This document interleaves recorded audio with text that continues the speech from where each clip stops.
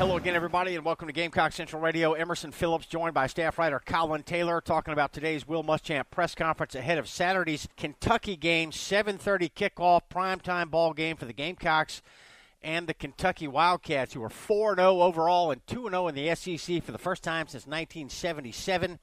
Kentucky coming off a 28-7 win over 14th-ranked Mississippi State, and the Wildcats are flying high right now, no doubt about that.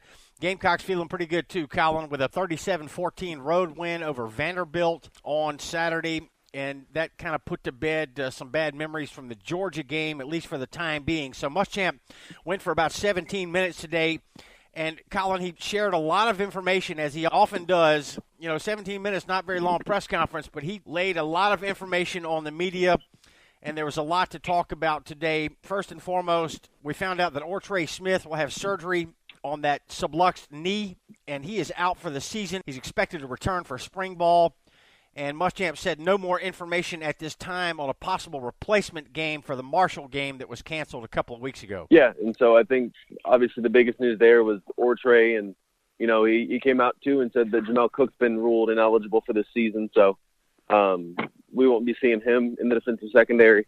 But a lot to dissect from that, and South Carolina's got a few questions moving forward now with OrTre completely out of the equation until at least next season. So Jamel Cook, the transfer, will be eligible next year. You mentioned that, Collyn. And Muschamp also talked about Casey Crosby had surgery on his injured finger, suffered that finger injury in the Vanderbilt game. Muschamp said Crosby will be a full go at practice on Thursday, or at least he's expected to be. So that's good news for the Gamecocks. And Collyn, Muschamp also talked about Chad Terrell, not cleared for contact, but he did practice today on this Tuesday.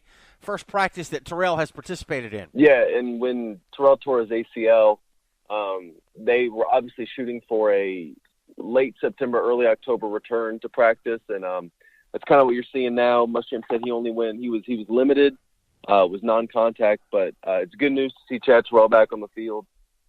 He said they went through about 7 periods today, and getting him back, especially when you're losing a guy like OrTre, is big news for South Carolina, because he showed at times last year that he could, play and be a factor. So I still think he's a couple weeks away from being fully cleared. But getting him back into the fold would be big for South Carolina, and it's passing attack. All right, so a lot of information coming out today, and just wanted to pass along some of the injury information. OrTre Smith, obviously the big story. So, Collyn, OrTre did not play a lot this season, but he had a pretty good role for the Gamecocks last year. So we know that South Carolina had more depth at receiver than any other position. So I suppose one way of looking at it is that, Carolina, if they were going to lose a player at any position, receiver would probably be the one place where they could most afford to lose somebody. But clearly OrTre Smith, a fantastic player with a bright future at South Carolina. Where does this leave the Gamecocks at receiver? I think that you're going to kind of see what you saw a lot against Vanderbilt. I think you're going to see a lot of 3 wide receiver looks. I think you're going to see, if they want to spread it out with 4, you're going to get a lot of Josh Van. Travis Dawkins is a guy that they've relied on in some spots this year. But I think you're going to see a lot more tight end involvement in terms of Keel Pollard, Casey Crosby, and Jacob August as your 3 main guys. And when they want to spread it out, I think you're going to see a lot of Josh Van. Or maybe you could even see some running backs split out wide. But they have options, and I think the next up in line to fill OrTre's void is a guy like I've said, Josh Van, who has played well and is kind of that same similar type receiver. All right, Muschamp talked about Kentucky to open the press conference today, and he said that Kentucky's athletic. They've got a lot of length. He said they're second in the SEC in total defense, third in scoring. They lead the conference in rushing. 8 senior starters. He talked about Jordan Jones. And he talked about Josh Allen as well, a couple players for Kentucky that he singled out for their fantastic play. And talked about Benny Snell as well. And Muschamp said that Snell runs violent. Yeah, and I think that when you look at things, I know it's early in the season, but this is probably a top 3 or 4 rushing attack that South Carolina is going to face all season. Benny Snell is, I consider to be a legit Heisman contender.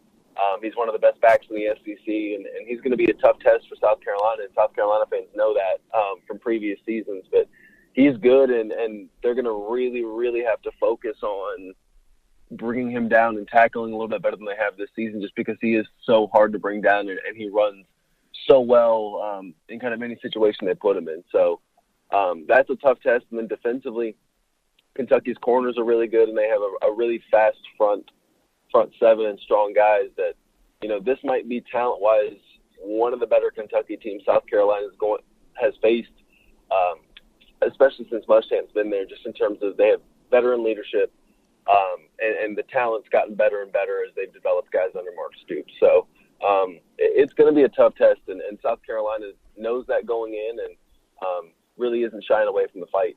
Emerson Phillips with Collyn Taylor, Gamecock Central staff writer here on Gamecock Central Radio, talking about Muschamp's midweek press conference ahead of Saturday night's game at Kentucky. Collyn, Muschamp was asked at one point if he's talked with the team about South Carolina's 4-game losing streak to Kentucky.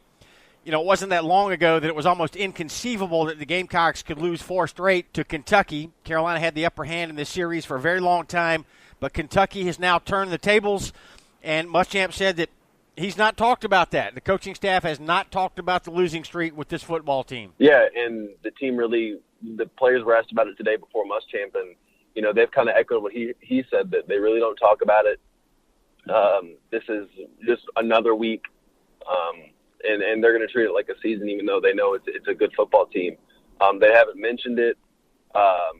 They know how good Kentucky is, and they kind of know the streak, but it's not on their minds. Jake Finley said it's 2018 South Carolina versus 2018 Kentucky. And it's a little bit different compared to what we saw last year, where you had guys saying how bad they wanted to be Kentucky and kind of making this game bigger than what it needed to. So I think they're really treating this game just like it's another week. They still respect Kentucky, but they're not trying to make this into a season-defining game or anything like that, because that's when, like Bryson Allen Williams said today, that's kind of when you start playing out of the normal and doing things that you wouldn't normally do during the game. Collyn, Muschamp talked a lot about Javon Kinlaw today as well. Kinlaw coming off a huge game at Vanderbilt, and I thought it was interesting. Muschamp said when he first saw Kinlaw after the game, he didn't say, "Hey, great game." He said, "So what? Now what?" What are you going to do now is basically what he said to him. Yeah, and I think that's kind of the Javon Kinlaw that everyone expected to see coming into the year. He was a force. He was almost unblockable. But, now I think it's South Carolina wants to see that can be more than just a one-game iteration of Javon Kinlaw. They want to see that he can do that against, good teams week in and week out in the SEC, because if he can do that, you saw what they were able to do defensively, keeping Vanderbilt, under 100 yards rushing and keeping them off the scoreboard for the majority of the game. So that was about as disruptive as we've seen Kinlaw, as the team's seen Kinlaw. And now they're just trying to get him to be more consistent in doing that week in and week out. And Javon, he said the same thing, as he wants guys that he wants to be able to do that week in and week out too. And he wants to make sure that this wasn't just a one-off, that this is the normal going forward. Collyn, Muschamp talked about preparation today as well, and he said that we expect our players' edge to be preparation. Our edge is preparation. He talked about good players that he's been around in the past. They take what they worked on Tuesday, and they use it to get mentally prepared for Wednesday's meeting and a physical Wednesday practice. I thought that was some interesting insight into what goes on during the week. Yeah, and, this is kind of their install day because they have Mondays off. They do a little bit of film before this, but this is really their big Tuesday practice, is their introduction into what the game plan and the install is going to be heading into Kentucky. So it's, this is kind of their jumping off point. And then, like you said, Wednesday's a physical practice, Thursday's a physical practice. They have a walkthrough, and then it's on to game day.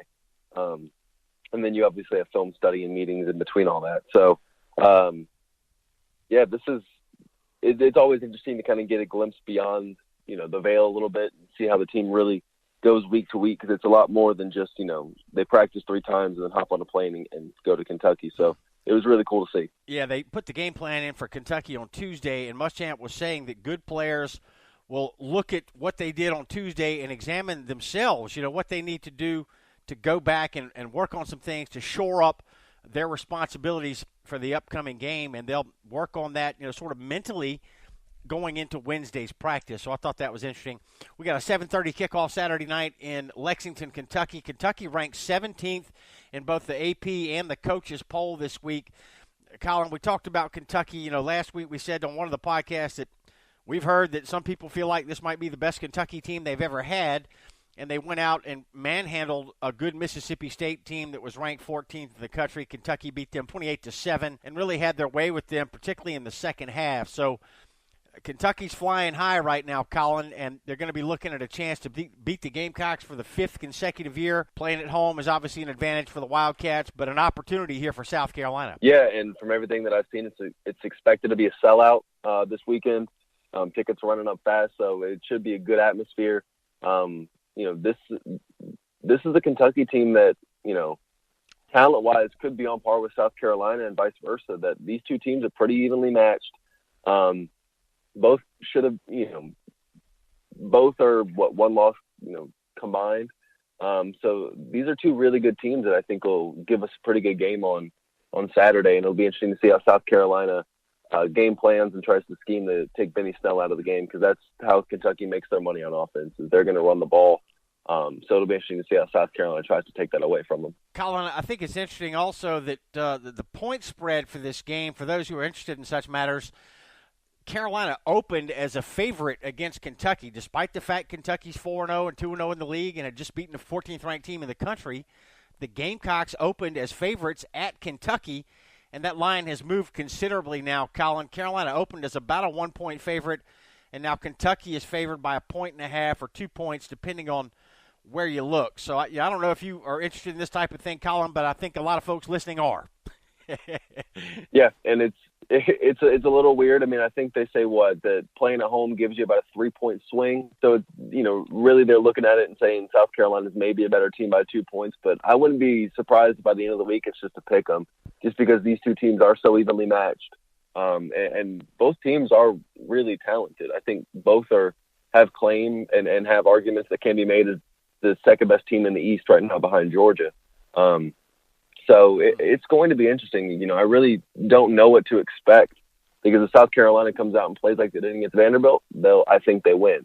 But if they get, caught up in the moment a little bit against a good Kentucky team, then it might be harder to do, similar to what it was last year. So, right now, sitting here on a Tuesday, it's really, really hard to predict what's going to happen. Kentucky obviously is a run-first football team. They don't have a proven passer, at quarterback right now. So what kind of advantage could that be for South Carolina? And, how will the Gamecocks game plan to stop Kentucky's running game? Best ground attack in the Southeastern Conference right now. Yeah, and I think that's easier said than done, just to say you stop the run. Yep. I think they're going to have to put a lot of guys in the box. T.J. Brunson said it today that, they're going to run the ball. That's, and if we stop the run, then, everything else will kind of fall in behind it. But the problem with that is, Kentucky likes to spread the ball on the perimeter too, so and run the ball outside, so it'll be up to the corners to play up too. So I think that, if you're South Carolina, you have to protect against the big play in the run game, that you have to make sure you're clogging up every hole possible, and say that, if Kentucky beats you passing, throwing the ball, 40, 50 times on Saturday, then you're okay with that, because that hasn't been proven before. So I think it's easier said than done, but I think they're going to stack the box and dare Kentucky to pass against them. Or at least that's what my game plan would be if I was, paid to make the big bucks and come up with those game plans. All right, Collyn, we appreciate your report today. Looking forward to Saturday night's ball game. Full coverage of South Carolina, Kentucky all week here on Gamecock Central. Thank you very much. Thank you for having me.